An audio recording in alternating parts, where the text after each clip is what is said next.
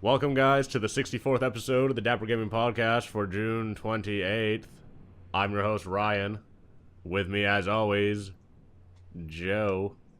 Hey, how's it going? What's up, man? Not much. What have you been doing this last week? Video games and work. That's about it. Yeah, what are you doing for work right now? Are you, actually doing the lighting thing, or...? I load in and load out for the local casino. Yesterday it was American Idol. That was fun. Pretty great. Yep. Exciting shit. Sounds super fun. It is. I enjoy it. At least you enjoy it. At least you have a job. It's real shitty not having a job when, you really want one. That was me for several years. Yeah, I can imagine. Just being broke sucks. So, what games have you been playing this week? I recently bought a game for my 3DS because I kept going hey, I want a game for my 3DS. But then whenever I go to buy it, I'm like, 3DS games are so expensive. So I never end up buying one, but I finally was like, you know what, fuck it, I'm going to buy one. So I went out and I bought Etrian Odyssey 4, and I played the demo for it a while ago, and I really liked it. So I decided to pick up the full game, and I restarted it, and I've been playing it a little bit, but not too much. And I'm enjoying it. I like the game so far. I don't know what that game's about. I can't... I don't have a 3DS, so yeah. I guess I don't really follow them. Is it like an RPG or something, or...? Yeah, it's like a dungeon crawling RPG. My favorite thing about it, though, is that while you're, traveling through the dungeon, you, draw the map yourself on the bottom of the 3DS screen, and you can put, little icons to, point out, different areas of the map and whatnot. So if, there's a giant-ass monster in this one area, you could, drop down a thing that says, oh, this is a monster here, and you get to draw the map yourself. I really like it. It's cool. I enjoy it. That's cool, actually. That's neat. And yeah. And then the RPG part of it is actually really fun. Back in the day, you didn't get maps with your games, so, you had to draw your own. Or, you have, a physical copy of the map. Morrowind, you had, a physical copy of the map. And back when I played that, the internet wasn't really a thing. And so I used to, add different colored markers that, I linked between all the towns to show, the different travel, fast travel methods on the map. Because, there was no list or anything. You would fast travel and be like, fuck, this isn't the city that I thought it was. I can't get to this city. Damn it. And then you had to, go back, and you had to pay gold to fast travel. Because, you hired a boat, or, you hired a stilt strider. You hired someone to take you there, so you paid them gold. So, you would just, kind of whittle through all of your gold, and then you have no gold, and you'd be like, well, fuck, now I'm walking. And now there's 5 hours of gameplay wasted. And, there's no arrow or anything pointing you in the direction that you had to go in back then, so you would just, You'd still end up in the wrong town. Yeah, you just walk past the signpost and, go on the wrong road, and then you'd be like, ah, fuck. It was really great. As an RPG mechanic, that's, great, because it's real role playing. It's not like Skyrim. You can't really role play Skyrim. You just teleport places. I'm here now. All of us it's fast forward through all of the possibly interesting stories that you have in from Morrowind, because you're always just traveling to a city and then walking for 5 minutes. Whereas in Morrowind is I walked for hours and these crazy orc bandits attacked me and blah blah blah. There's so much just that went on in that world. Now everyone just pretty much has the same stories, which is the main story. Yeah, basically. So you remember that building that I went into? Yeah, I remember that from that main quest. It's oh yeah, cool. Yeah, and that game you used to have to go talk to people, and they would tell you kind of where things were, and you would write them down in your journal, and then you have to look up in your journal and be it's northwest of this town, and then you would go to that town and walk northwest.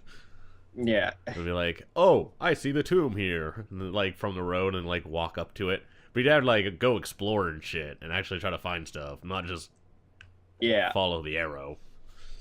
pretty much. I like that idea. But I also like the idea of just kind of being able to teleport where you want to go, especially if you're looking for just like a kind of quick experience with the game. Yeah, I mean, I see the value in in like the fast travel system and like just porting around. Like Skyrim is it's a fun game. It's just kind of dumb. Like Yeah, it's not really like the older Elder Scrolls games because like the older yeah. ones were kind of real RPGs, I strangely think enough. I think number four is like my favorite out of the ones that I've played. Fair enough. Morrowind feels super dated in a lot of Yeah, ways because it is like it's an old game. yeah. Um, but I mean, I've been playing a bit of that still this year, and like I just ran all the graphics mods on it. There's like a big Morrowind like mod pack that Yeah, I heard it. changes all the shaders and everything. Not the one where they're rebuilding Morrowind in Skyrim. That's Oh, okay. different. That's gonna be a mod for Skyrim. That's like the Morrowind campaign, but it's gonna have all of like the Skyrim mechanics. They did the same thing for Oblivion. Hmm. Um, It's crazy what some people can do. yeah, it's a lot of work. I can There's a imagine. lot of modeling like that Yeah, to model out a whole continent. Fuck that. yeah, exactly. Some people are crazy. Yeah, that's too much work for me. But what else have you been Uh, playing besides Etrian Odyssey? I finally actually started playing some of the Steam sale games I bought. So I started playing Battle Block Theater. I started playing Metal Slug 3. I played through it with my friend. We got to the final boss and then couldn't beat the final boss. Um, so that's as far as we got on Metal Slug 3. Um, and I started playing Transformers Fall of Cybertron. The Transformers series is so underrated. It is such an amazing series. I love it so much. Anyone who hasn't played the new Transformers games needs to play the fuck out of them because they're amazing. Um, I want to play. I want to get Fall of Darkspark, or I mean Rise of the Darkspark, but I don't have the money for it at the moment. So I'm just gonna play Fall of Cybertron and ride a giant dinosaur. Yeah, those Um, games turned out really well. yeah, They're fun. Like one of the things that's kind of nice about that game, a lot of now I'll almost never say this because when other games try to do it, they usually fuck it up. But this game yeah, like has a lot of different kind of mechanics and like play styles. Like it's consistently changing the game up, yeah, but all of them are good. Like exactly. whereas like other games are like, here's the car driving segment in your FPS. We're really bad at driving cars because this game's not about that. Whereas like Fall of Cybertron has all of that kind of stuff in it, but it Yeah. works really well. They need, but that's like they need to make it work well because you're running around, and then at any point you can transform and just drive around most of the time. So it's like if you're walking around and then you transform into a car and the car segment sucks, you're just never gonna transform. Yeah, but it's like not even that. They like change the mechanics a lot. Like now you're a Yeah. dinosaur and you like bite people and Okay. tear them Yeah. apart. I haven't And gotten now to like the. you're a robot and you shoot people. So now this is a third person shooter and you're like it changes its Yeah. like play style really quickly I and haven't gotten to the Grimlock parts yet, but I'm excited for those. they're all Um, like they're all good. I also love just like the tiny things in the game, like the transformer animations for all the different characters. They look amazing. Whoever animated that is godlike animator. I also like how um, you could swap uh, in a third-person shooter. Being able to look around walls is very important. And the fact that you can switch your gun from the left arm to the right arm makes things very nice. And the fact that there's also just a transformation animation from the right arm to the left arm where you switch your gun, it's really cool. I think pretty much all like shooters should have that as an option. Yeah, Like Counter Strike's always had that as an option. Like you can hold the gun left-handed or right-handed. yeah, Um, just because like it helps. I mean, it's a total like personal preference thing in the case of first-person shooters, yeah, but I like my gun in the left hand, even though I'm not left-handed. And I yeah, know that, but like I like seeing like how the screen space works. yeah. It's Like I prefer that almost. I like having the yeah, empty space on the right side rather than on the left side. It's something I think like when I see in a game I really enjoy. Because the first time I experienced it was in Gears of War 2, and sadly, it's not even actually in Gears of War 2. Like you have to use a glitch to switch your hand into the left hand. And I was like, well, this is still cool that you can glitch the game to do this. Um, but now that like games are actually taking it and allowing you to switch guns between hands, makes it really nice. Yeah, I mean, I think it's less important in a third person shooter, just because like the hand that the gun is in like doesn't change what part of the screen is obstructed. Yeah. Just because like none of the screen's obstructed, your body is where it's at, like it's gonna Well, stay no, there. I think Like it's more important in a third person shooter. Mostly for the fact, it from a competitive kind of standpoint, it allows you to hide behind walls better. Like if you're trying to shoot someone on the left side of the wall and you have your gun in the left hand, you can hide farther behind the wall while you're shooting. Same with on the right side. If you're shooting on someone on the right side of the wall, then you can have your gun in the right hand, and then half your body's behind the wall. all right, fair enough. Yeah, But like uh,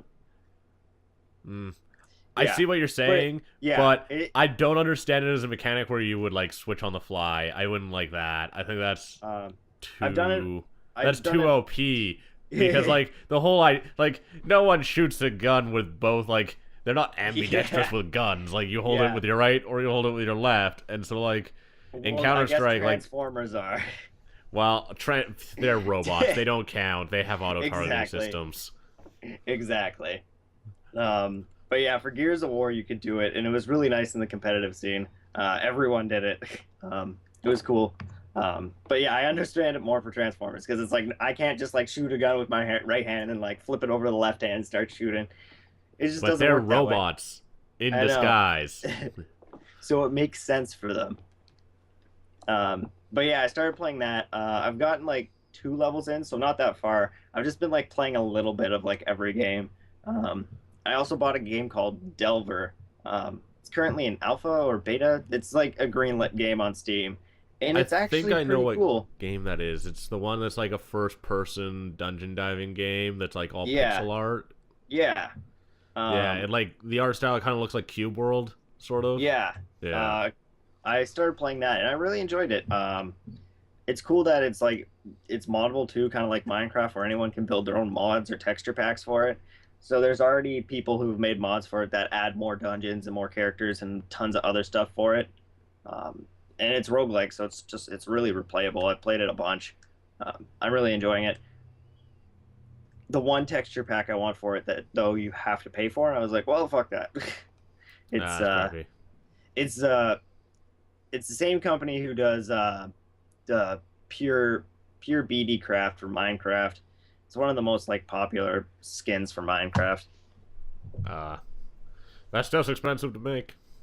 Yeah, I'm not Takes a lot like of time. yeah, Well, it's expensive if you're paying people to make it. yeah, Right now, like we're changing projects at work, and I'm trying to explain like how much it actually costs to make stuff. It's like we need to hire an artist. I was like, do you have like thousands of dollars? They're like, well, it's not going to cost that much. I was like, no, you don't understand. You hire them on contract, and then it's like $20,000. Like yeah. shit. I was like, yeah, I know. Plus, the It's person not that we cheap. hire should probably have like some experience in user design, and like, or like some experience in user experience design, and a bunch of other stuff. And it's just like there's so much work, and these guys like haven't really ever done stuff like this. Like they never worked on projects like this, and actually had to manage one.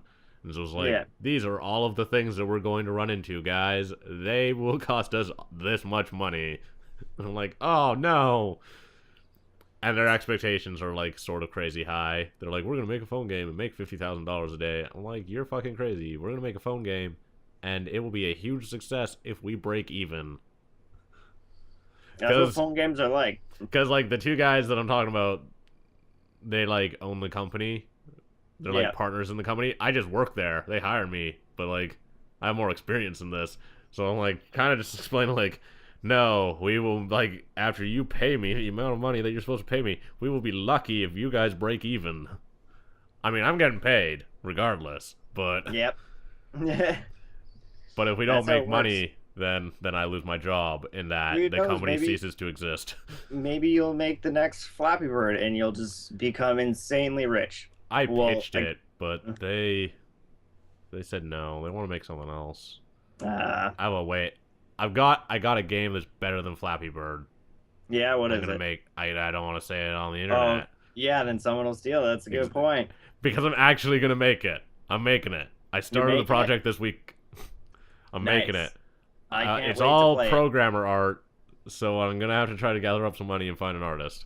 it. I have some people in mind already, but Nice. I can't wait to see it. it's I gonna hope be I get to test the alpha beta protocol. it's gonna be version. amazing. I'm also gonna throw out probably this week or next week. I'm gonna finish up another game that I'm working on, this phone game that's real dumb, real simple. I did all the art myself, and all you do is tap buttons. But people will play it maybe. Maybe.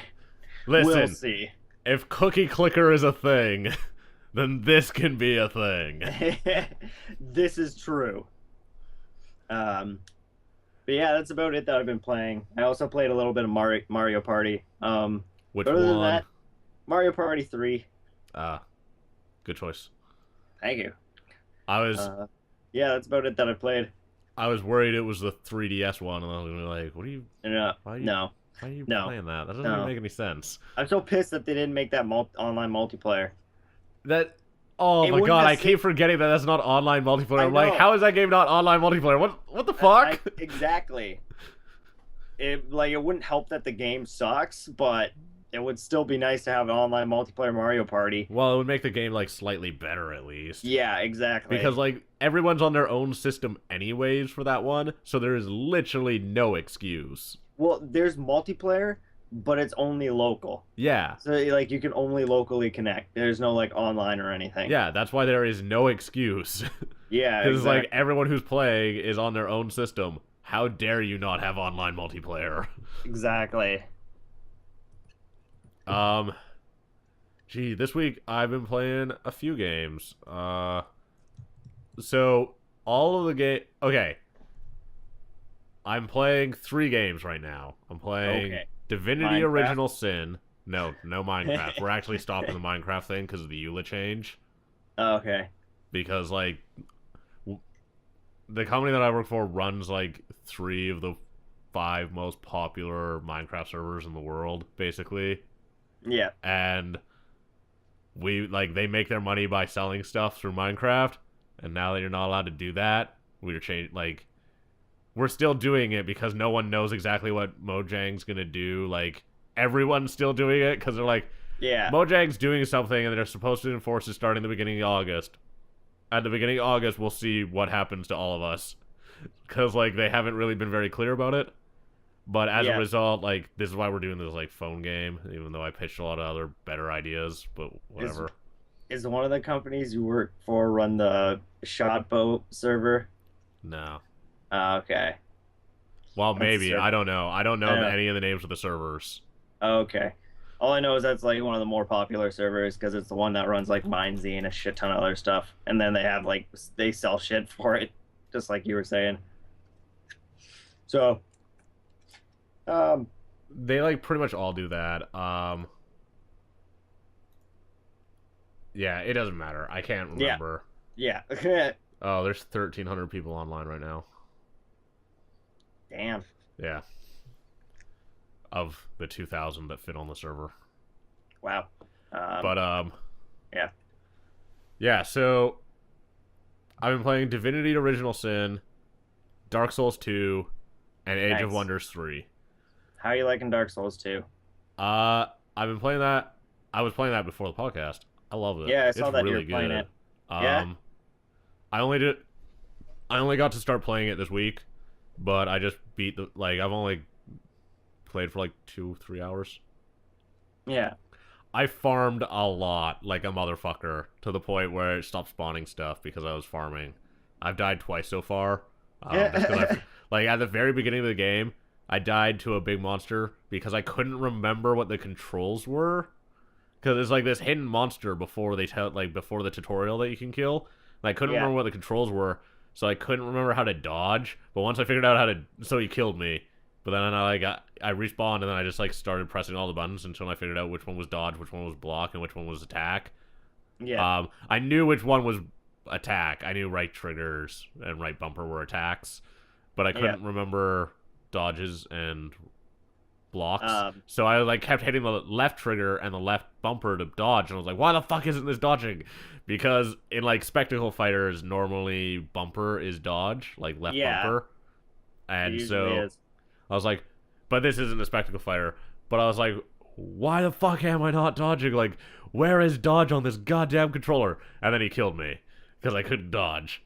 And I didn't have a shield at the time. So I would block, and then he'd just hit me and kill me. So, but once I figured out what dodge was, I went and I killed him real quick. Is that the giant hippo, or is that something else? It's like an ogre-like looking thing. Is that the thing that just falls backwards onto you? Yeah. Yeah, okay, yeah. It looks like a giant hippo to me. Well, it's because it stands up on 2 feet and, like, swings at you with its arms. Yeah. And, like, tries to crush you. But if you, like, get behind it, its, like, attack behind is that it just, like, sits down and, like, tries to crush you. Yep. I find that funny. Oh, yeah. Legit tactic. But, so I died to that, and I died once to the last giant, which is the first boss in that game. Oh, no, 4 times, sorry. I died to the Pursuer twice. The Pursuer is the second boss. I died the first time I ran into him, which is like, you can fight him before the last giant. Yeah. You're not likely to beat him, though. He'll just kill you. And then he, like, doesn't respawn in that spot. And now I am at the part where he, like, I have to kill him. Like, he's the second boss. He's right after the last giant. I gotta kill him. And he killed me once, then it was podcast time. Ah.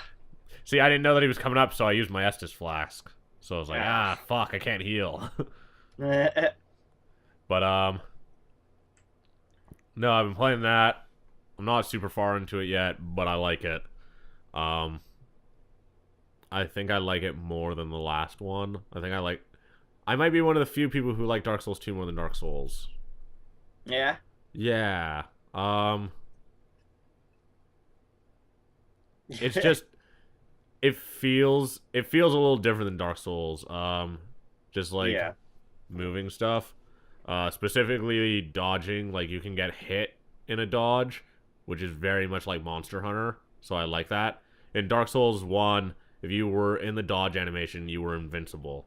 And in this one, when you're in the dodge animation, you still have a hitbox. And so, like, if you dodge into the strike, you get hit.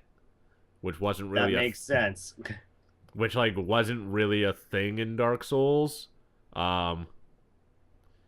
It's that I'm pretty sure you could get hit in Dark Souls 1 while you were dodging. But, like, in the middle of it, you were in, like, these invincibility frames, basically, where you couldn't get hit. So if you dodged, like, into the weapon at the right time, you wouldn't get hit. In this one, that doesn't happen. You get hit and you die. Blocking, like, to get your shield up takes a little more time than the other ones. Which I kind of like. I know a lot of people probably don't. It feels slightly different. I like the item system more. I like this game more. I feel like you get started quicker in it than the other one, and like it does a better job of explaining itself. You get to start upgrading items like really quick, like right away. You get to buy items right away. There's actually other people in the world, like pretty quickly on. I like it. I think it's harder in some. I think it's a harder game mechanically that just does a better job of introducing itself and, like, explaining what it is. Yeah. And so, like, it just seems more fun. I definitely want to try Dark Souls. I don't have the time. There's so many games that I have to, there's so many games that I have to play at the moment. Like, Dark Souls and Monster Hunter are huge time sinks in that, like, you can't really walk away from them, because then you forget the controls, and once you're, like, not in... Like, the controls are complicated, and once you don't have, like, your timing down and the controls, like, just like etched into your hands, then you're Yeah. done. Like, you can't play that game well. It takes so long to pick it back up. Like, it's not a game that you pick back up. You just start over. In the case of Monster Hunter, you, like, just go kill some easier stuff first so that you can remember it. But in Dark Souls, like, that's not really an option. So, because, like, you've already killed the first bosses and, like, they don't respawn like they do in Monster Hunter. So you can't go fight something that's, like, hard, but not as hard as the boss that you're trying to work on right now. So it's just like, oh, well, fuck, I might as well restart the game. Yeah. It's it's definitely a game that's going to be hard for me to get into. But at the moment, I just have so much stuff that I've bought that I have to beat and play, like Transformers and like 3 Spider-Man games, and now Etrian Odyssey, which like can be almost a 90+ hour game. So that's going to take some time. But I got a lot. I got a lot on my table. Plus, also playing games for reviews and shit. Yeah, I read that you're starting a new review. Yes, I'm going to actually try to make a review. I made one review like almost half a year ago, which was my Shadow of the Colossus review, which I wasn't too happy with. And I just haven't been in the mood to make a review since. It's always been top tens or whatever, small little videos. But I'm actually gonna try to like just make a review and just see what comes from it.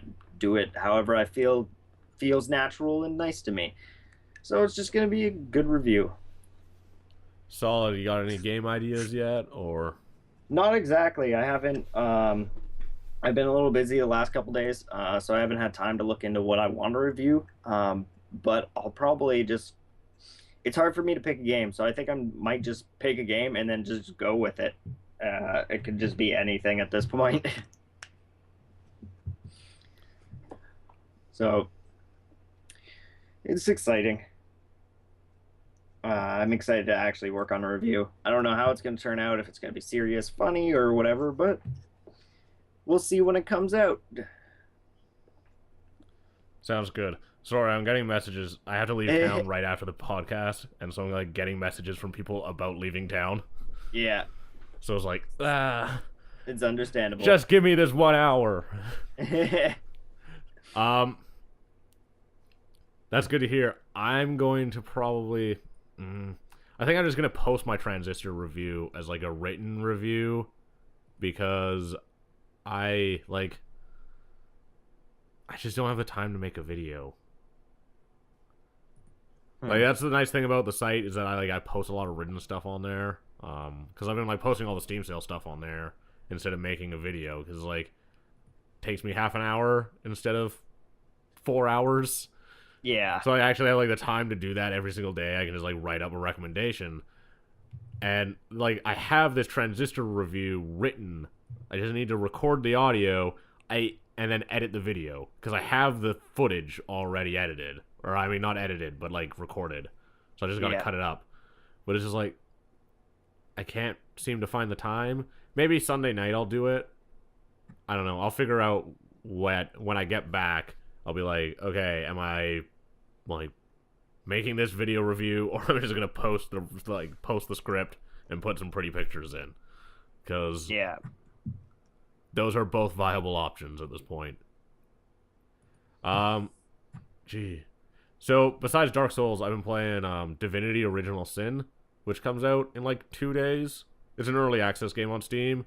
Yeah, I bought it during the Steam sale because it was 50% off, so I think I got it for like $15 instead of... Or no, I think I got it for $20 instead of $40. But, that game is made by Larian Studios, who made all of the other Divinity games.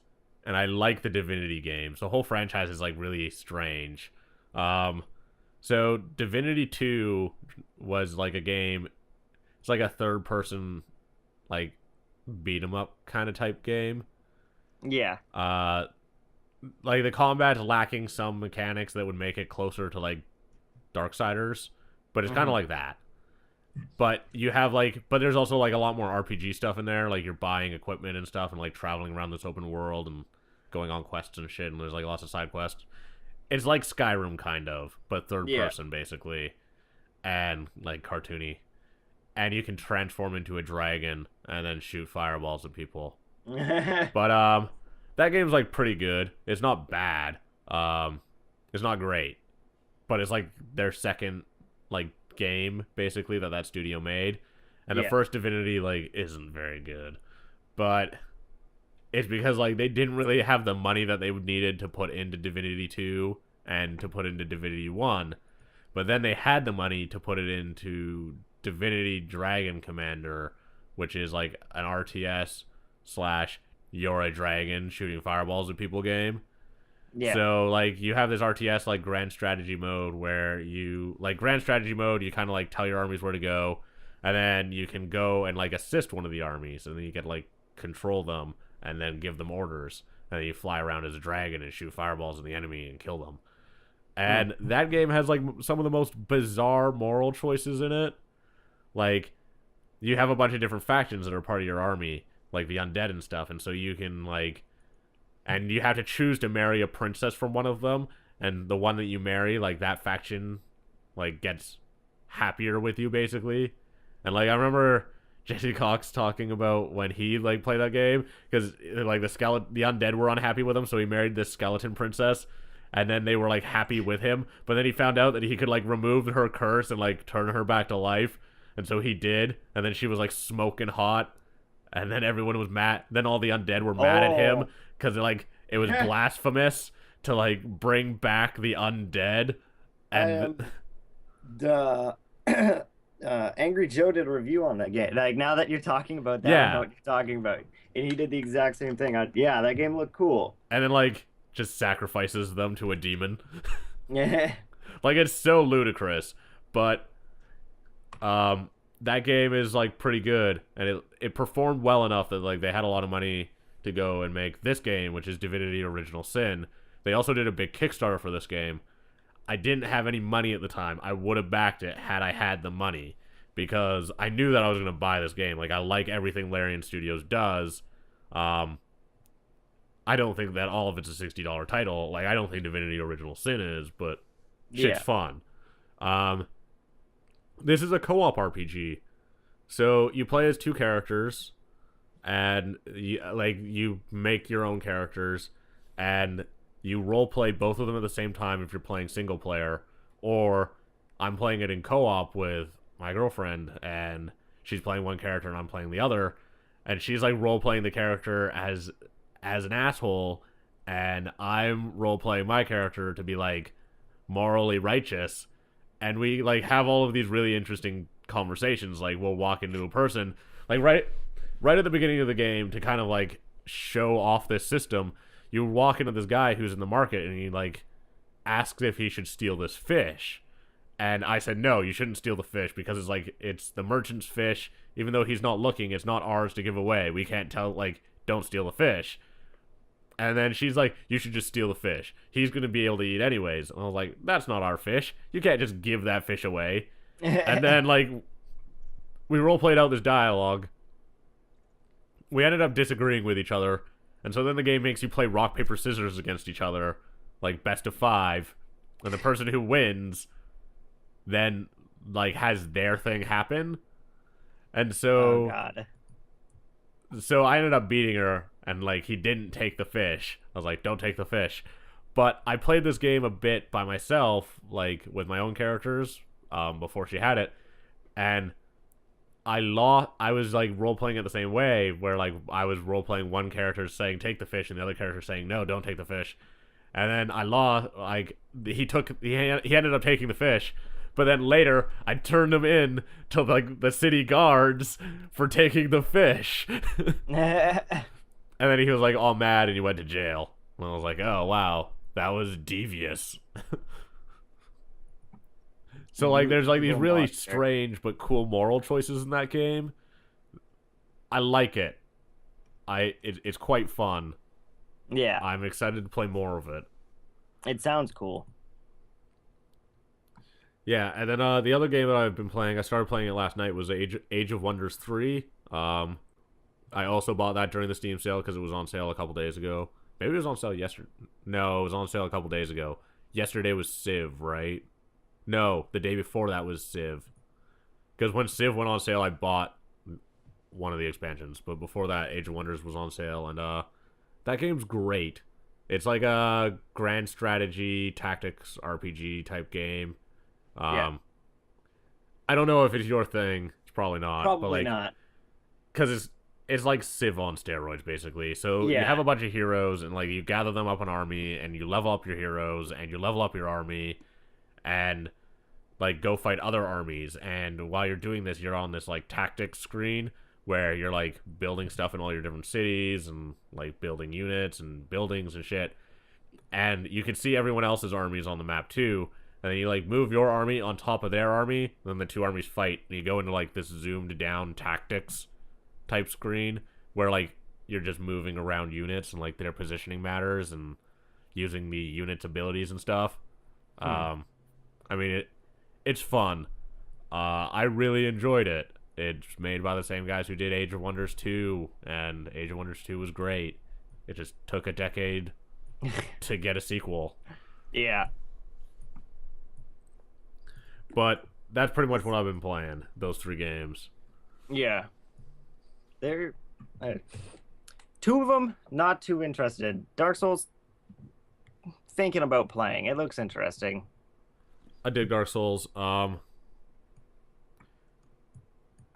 Divinity's cool as like an RPG if you're into that stuff, but Yeah, I was just looking at pictures of it. It looks cool. Kind of looks Diablo-ish. yeah, well, it's like an old school RPG, so it's kind of like Baldur's Gate more than Diablo, but Yeah. Baldur's Gate's great. yeah, I mean, I love those games, so because what like in Divinity the combat's turn-based, and so like when you get into combat, if the other person's like really far away, it just like slows down their game so that like it's not going super quick for them, but they're like still moving around real time. Yeah. But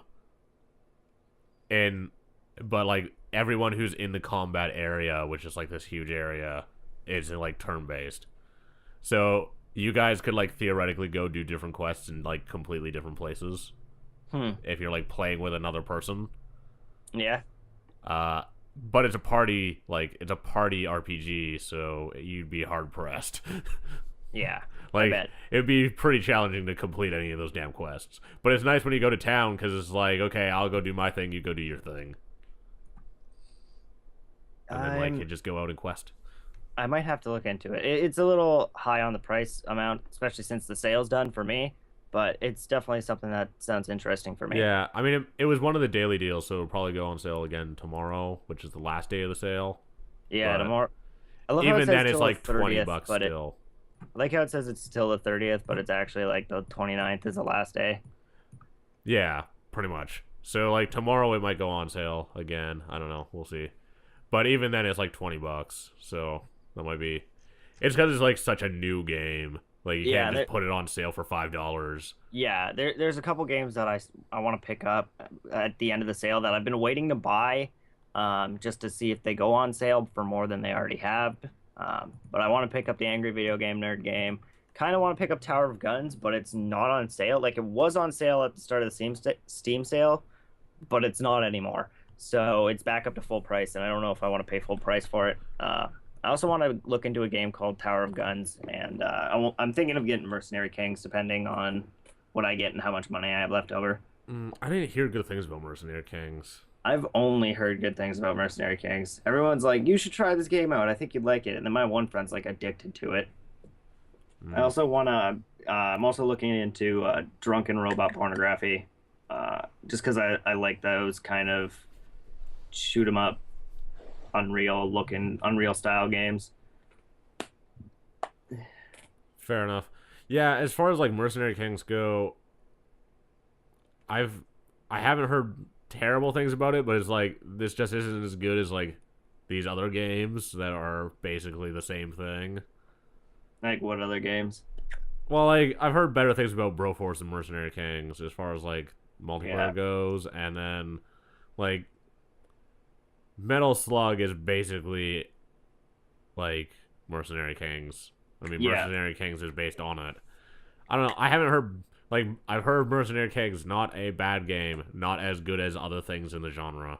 Yeah. Well, it's like I already have so, like one of the Metal Slugs, and Broforce is a little high on the price gouge for me right I now. think it's on sale right now, like flash Yeah, it sale. is, but it's still like almost $14, I think. Mm. Alrighty, so let's jump into some news. We've All only got a right. little bit to cover this week, so we should be done pretty quick. So, Dota 2 2014 compendium for the International has broken $10 million for the prize That pool. that's a lot of dollars. It's ludicrous. That's insane. That means that, oh my god, that's $40 million in compendium sales then. Wow. Yeah, crazy. People So like every Dota. single stretch goal has been reached. All 23 of them. What's like the highest stretch goal? Victory prediction taunt. Unlocks the ability for you to perform a voice taunt with your hero in the early stages of the game. Keep track of how many successful predictions you've made in a row. This was like the one that they added for at 10 million, because at 6 million they had a way more like time consuming like stretch goal, which is base customization. You get to like choose special like buildings to put in your base. They Oh, don't that's do cool. anything, but they like look different. Hmm. That's cool.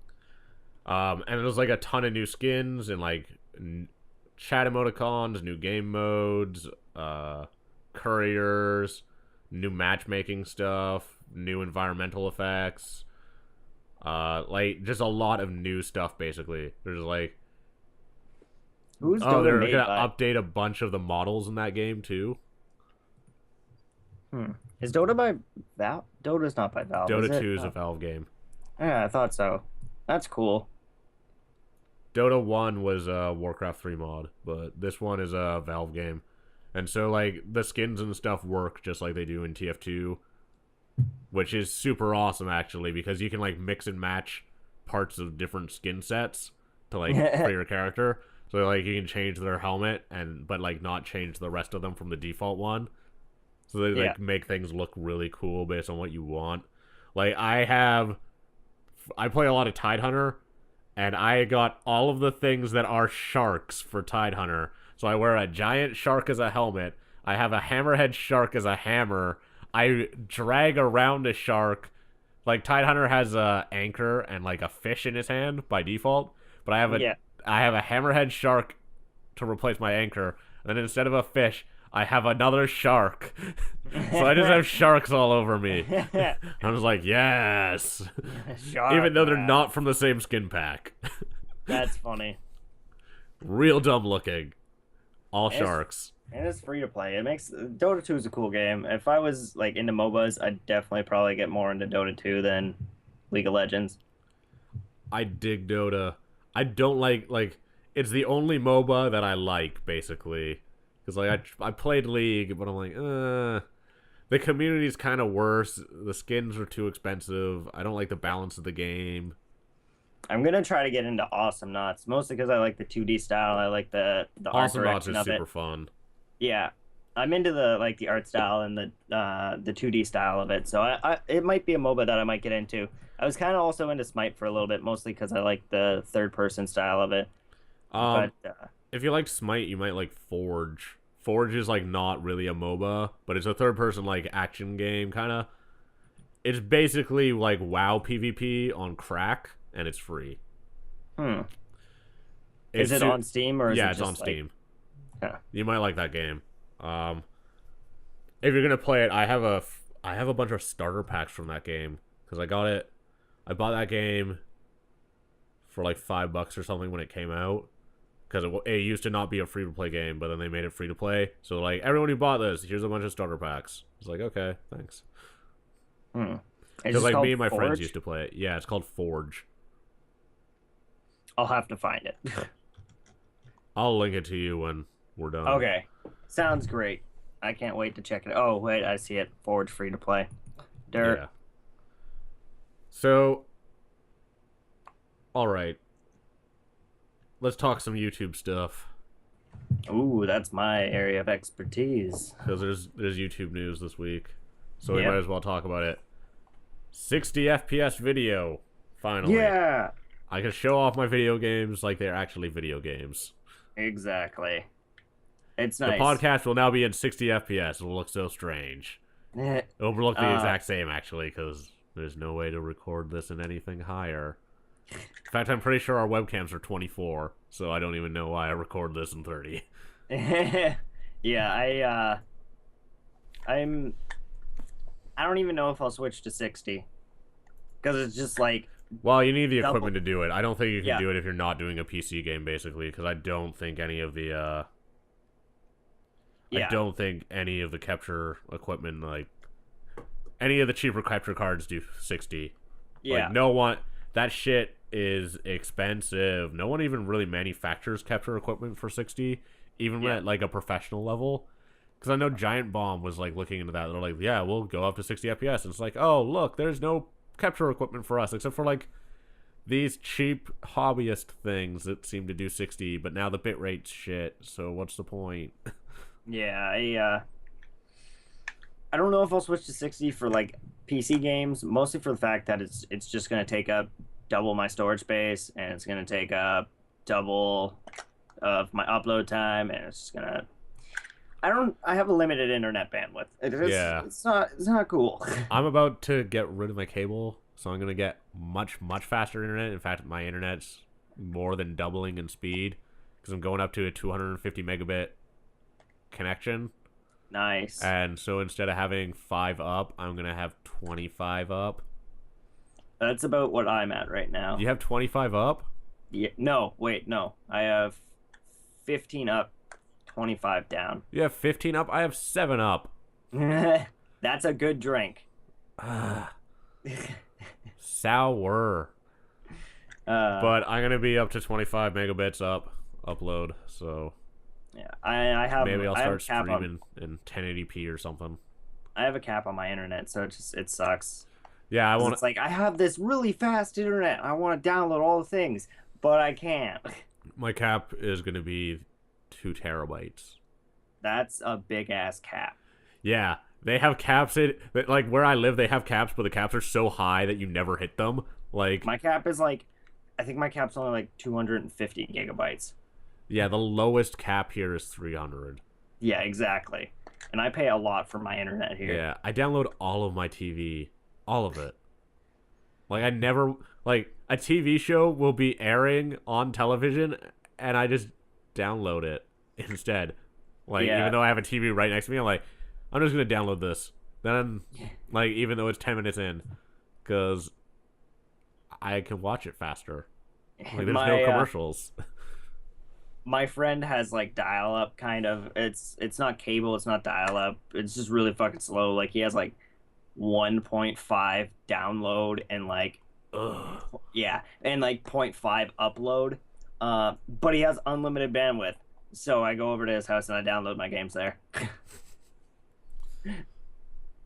So dumb.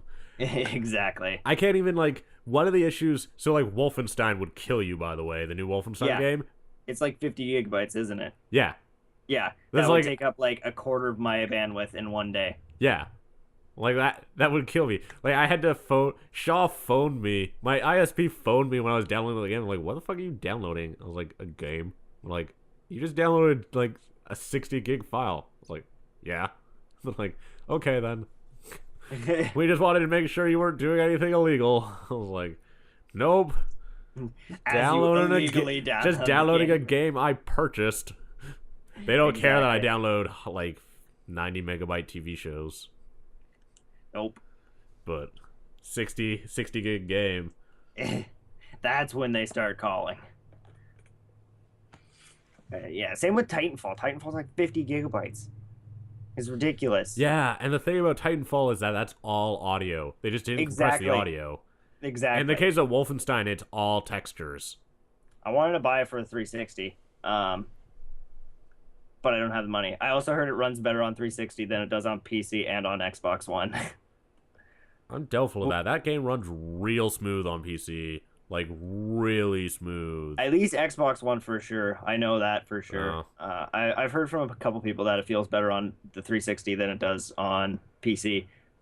I But haven't I've heard heard that some from people. anyone. I had that game maxed out at like running at 120 FPS on my system, and like Yeah, I just have like the mid-end graphics card. Like I have a 760, which yeah, is like it's not the best graphics card. It's like their middle end like PC gaming graphics card for this like generation. And I'm like, yeah, I actually frame cap this game. All right then, good to go.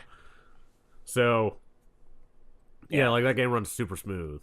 yeah. I I know it think if runs there's better anything to on. say about those guys, like when they made Call of Duty, it was always real smooth running. Like it always ran Yeah, perfectly on PC, and I think Titanfall very much is the same. Like I never had a problem with that game when I played it, yeah.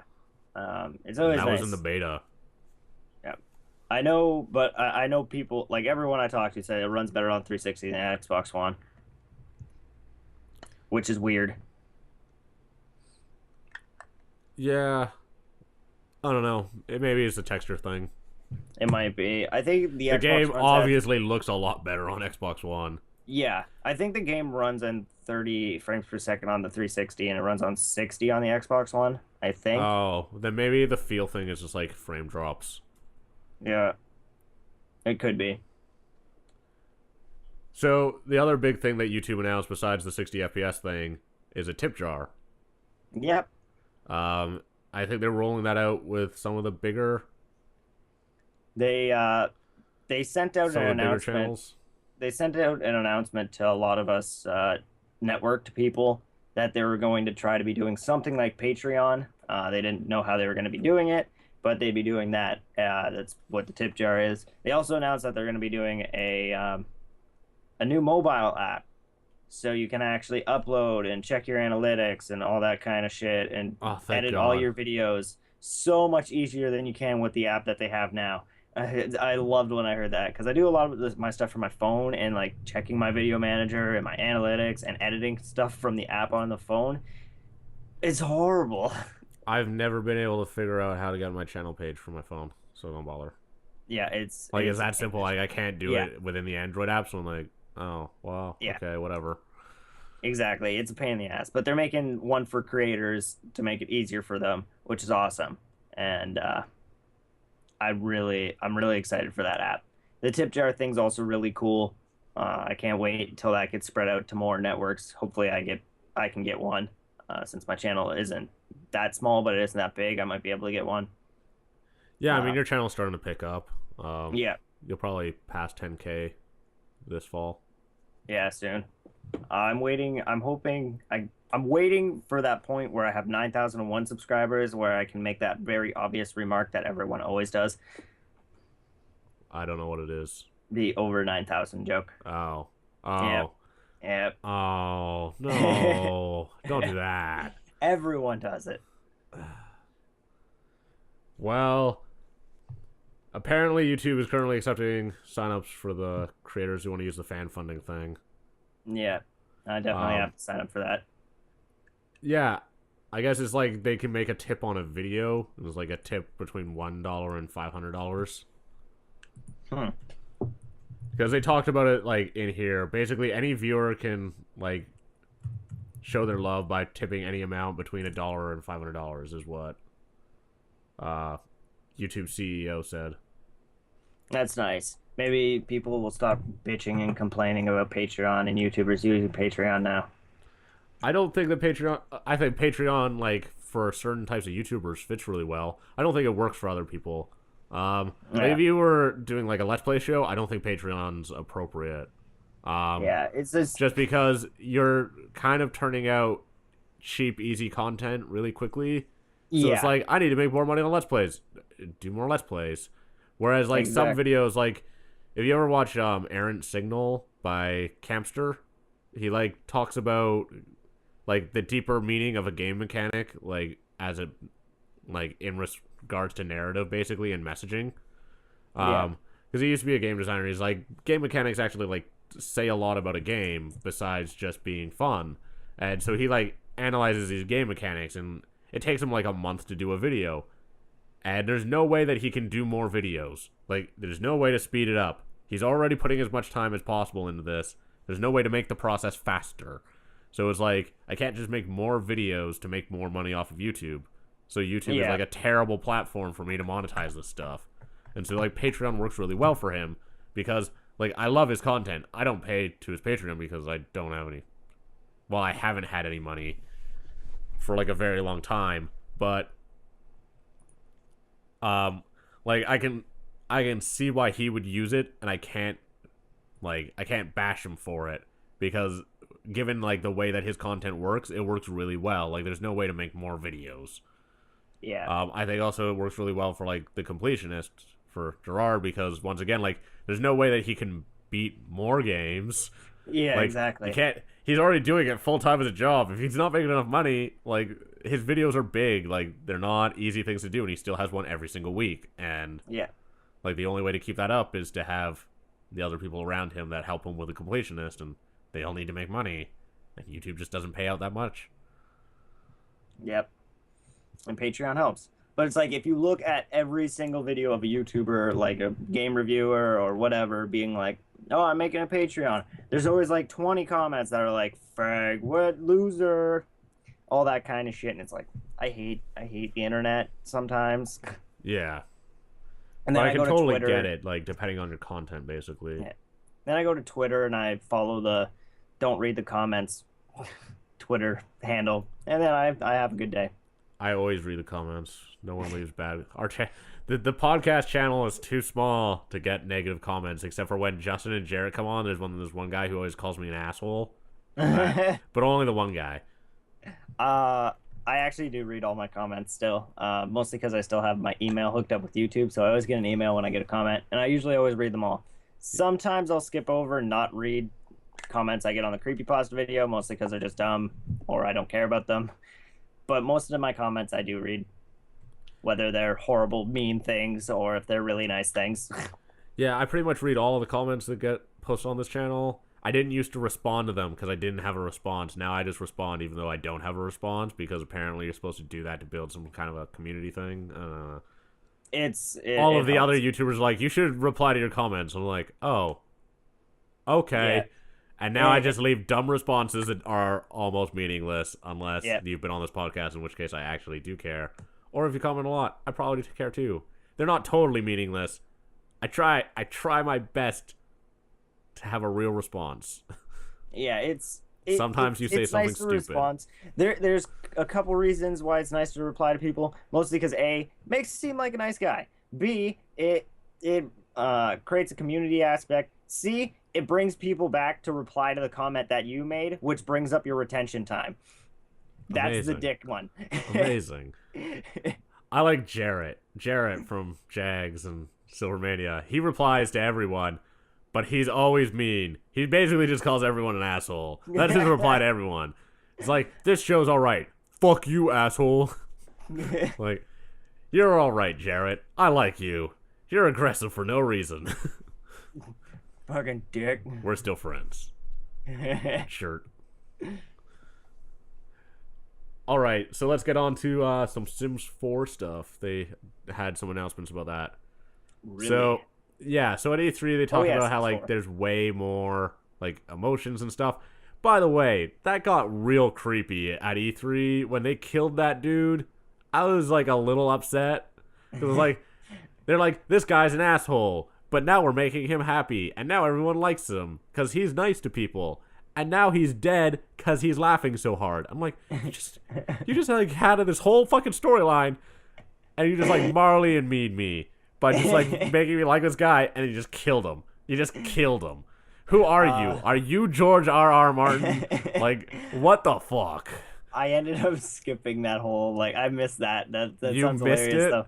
They basically like made this dude like kind of aggressive, and then like as like their default, and they made him all happy, and he was like being friends with people, and then someone told him a funny joke, and he laughed so hard he died.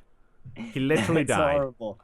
And I'm like, this, and they're like, this is how funny and expressive this game is. It's like, wait a second, you're telling me I can't make my Sims too happy, or else they'll die now? What the fuck is this game? Like, they used to die when they got sad, now they die when they got happy too? Like, are they just supposed to be neutral? They're just supposed to be like a little depressed, just like a little bit mellow, just like Yeah, right in between. when I was watching the E3 stuff, I was like watching like just recorded after it was done because I had to work that day. And I was scrolling through and I was like, "Oh, that's a cool game. Oh, Sims 4, that's cool." And I was just like skipping through shit and I was like only watching the stuff I liked. Oh well, they also show that there's like a lot of new building tools for like making your houses and stuff, and making whole cities and making new Sims and stuff. However, quite a few people are upset, and I would be too if I was going to buy The Sims at launch. You never buy The Sims at launch. You buy it 4 years later when you can just buy it with all the expansion packs, because all of the expansion packs for every Sims game are the same fucking expansion packs. They're always pets, always college, always a restaurant, always whatever. It's always the same bullshit. But this one, at launch, you can't build pools, like swimming pools in your house, which has always been there. So I don't understand why that's not there. Like, that's crazy. And also, Sims can't be toddlers anymore. Like, they can't be kids. Like, they're teenagers and then adults. There's probably going to be a Sims Kids Pack. Download it to have kids and babies. Don't throw them in the pool that's now in this pack, too. Yeah, it's crazy. Like, the game launches in September, and they basically pulled out, like, a lot of the mechanics that used to be in the old one. And I guess, like, I'm kind of used to it. I think everyone's probably pretty used to it, because The Sims always, like, launches and then just releases like the same expansions. Like, here's pets. Here's, like, whatever. College. Yeah. Summer vacation. Hairstyling. Like, it's always the same expansion packs. Like, every goddamn time. Like, Sims Pets, Sim Vacations, blah, blah, blah, Sim blah, blah. Work. But, yeah. like, the fact that this one is somehow taking out things that have just always been there, like pools and toddlers. What the fuck? Like, that's weird. That's crazy. I don't know. I might buy this Sims because I didn't buy Sims 3 and I like Sims 2. I mean, I played Sims 3. I just didn't buy it. Yeah. I like Sims 2. Take from that what you want. But like, I might buy this one, but not until well after it's released and like gets all of the stuff that they always need, which is usually all of the same expansion packs. Like, you buy it 3 years down the line when you can buy it for $60 and get all the expansion packs. Yeah. Because I think at this point, like, paying $60, or if it's anything like SimCity, more like 90, then that shit's not acceptable. I mean, how are you going to drown toddlers in your backyard? Exactly. There's no pool, there's no toddlers. What are we gonna do? We're gonna have to, I don't know, maybe actually play The Sims and not kill anyone. But I guess you can't be super happy now, so you're just gonna die anyways. That's the lesson of Sims 4. You're gonna die. Yeah, pretty much. You're gonna you're gonna laugh, then you're gonna die at age 23. That's the life lesson. Don't have funny friends. No. They're out to kill you. Just have angry people. Actually, no, just have neutral people in your life. No, non-boring people. Yeah. But, yeah, that's kind of upsetting. I would not be happy about that if I was a Sims fan. Yeah. I mean, yeah. So, we've got a couple other things, a couple Nintendo things to talk about real quick. All right. So the annual shareholders meeting was, I believe, this week. Yes, it was. It was yesterday at 10 a.m. Japan local time. How did that go? So the first thing is that Satoru Iwata had to announce that he wouldn't be there because he underwent surgery. Oh. That's why he was also not at E3. So he had like a growth in his bile duct, which normally is like a really hard surgery to go through, but they caught it early enough that like it's really treatable. Normally, if you don't catch it early, like, you're fucked. So, but they caught it really early, So he's apparently going to do fine. They just cut it out, and then he's like good to go. But he was not able to make the shareholders meeting. But that explains why he was not at E3. Yeah. Because surgery. Hopefully he gets better. I mean, he's such a delightful small Japanese man. Aren't they all? He's also like the first Jesus. He's the first president to like not be part of the sorry. He's the first president to not be part of the Yamauchi family, which is the family that like founded Nintendo. Yeah. People think he's doing a bad job. I don't think he is. Oh, he seems to be doing a decent job. Yeah, I think the Wii U is going to pick up. He kind of understands marketing and what needs to be done to sell the console, and it's doing well. Well, he used to design games, and so like a lot of the stuff that comes out are just like good games. What is Miyamoto? Is he like what is he? He's a designer at Jesus, I can't remember which studio he's a part of. Because like NRD was like Nintendo Research and Development, and I think that was one of the studios. So has he like never been president or head of anything? No, he's not president. Iwata's the fourth president of Nintendo. Because I always thought like Miyamoto was like the head guy at Nintendo. No, he's just a really successful game developer. Oh, okay. Because like he made Mario. Donkey Kong, Legend of Zelda, exactly. Star Fox, F-Zero, Pikmin. So pretty much every amazing game that we're still playing to this date for the Nintendo. Oh, and Wii Sports, which is the second best-selling game of all time. What's the best? Is it Pokemon? No, I can't remember. I think it's Pokemon. He currently apparently heads Nintendo Entertainment Analysis and Development, which used to be Nintendo Research and Development 4, which was one of the studios that made games. Ah. They have strange studio names at Nintendo because they're not like studio names. Like Sony has like Naughty Dog is a studio, not Sony Entertainment Research Development. Like Nintendo names their studios strangely. Like they're just very literal namings. Yeah. The number one selling game ever, Tetris. Makes sense. It's funny that most of these in the top 10 are Nintendo games. Yeah, well, Tetris, Wii Sports, Minecraft, Mario Kart Wii Sports, Resort, Grand Theft Auto 5, New Super Mario Bros, Call of Duty Modern Warfare 2, Wii Play, and New Super Mario. Wii Play. Well, I think in the case of the Wii, like it's the best-selling console of all time, I believe. Definitely home console, or at least it was of last generation. And so, like, it sold so many units that it managed to, like, push a few games. Like, in the case of Wii Sports, like, you couldn't actually buy that game.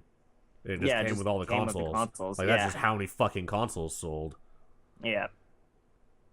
And so, like, people only bought a couple things, and I think they were pretty much all along the lines of Wii Sports. And so that's why, like, Mario Kart Wii is really far up there, because you had, like, the little tilty wheel thing. And yeah.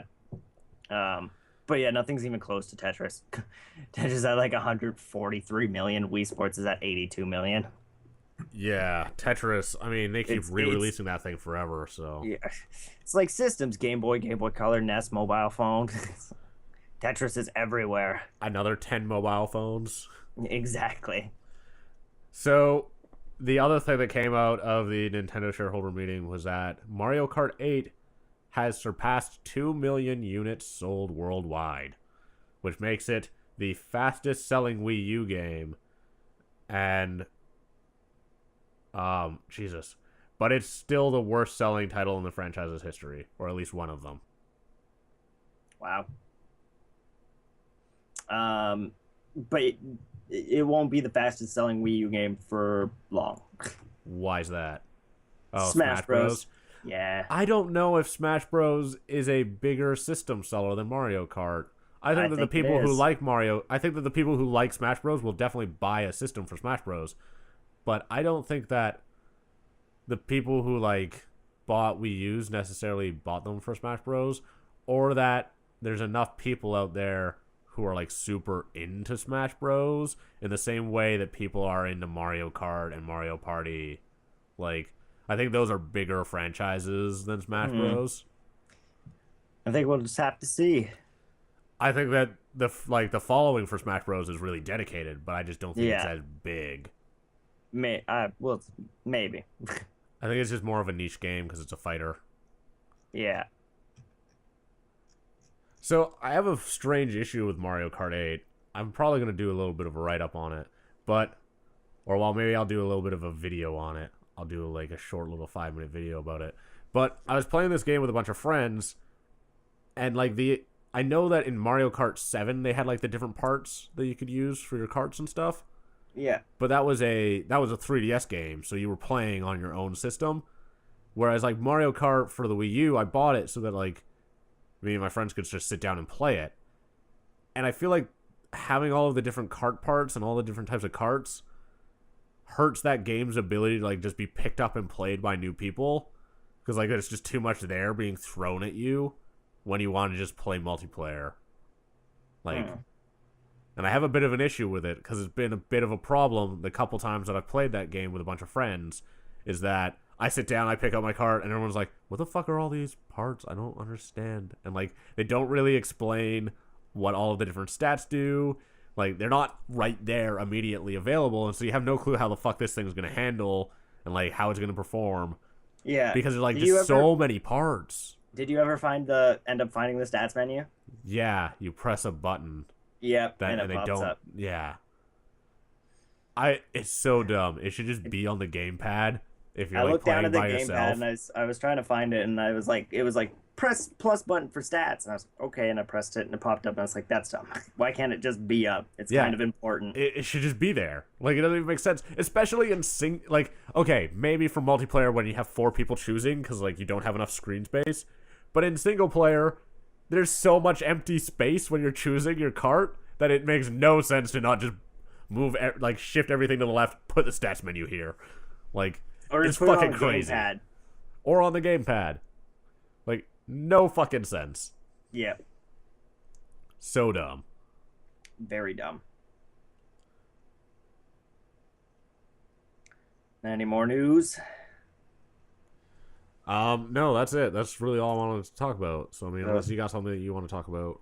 that no, I think that's it. I think we could wrap up this podcast and have a good night. You could go leave the town forever and never come back. All right, I will leave the town today, and I will be back tomorrow, where I edit the podcast and then leave. Because I'm not gonna edit it. I'm gonna play more Dark Souls. I'll edit it when I get home. I'll be super sour about it on Sunday night. I'll be like, "Why the fuck didn't I just edit this? I had a whole hour. I could have done it. It only takes 20 minutes."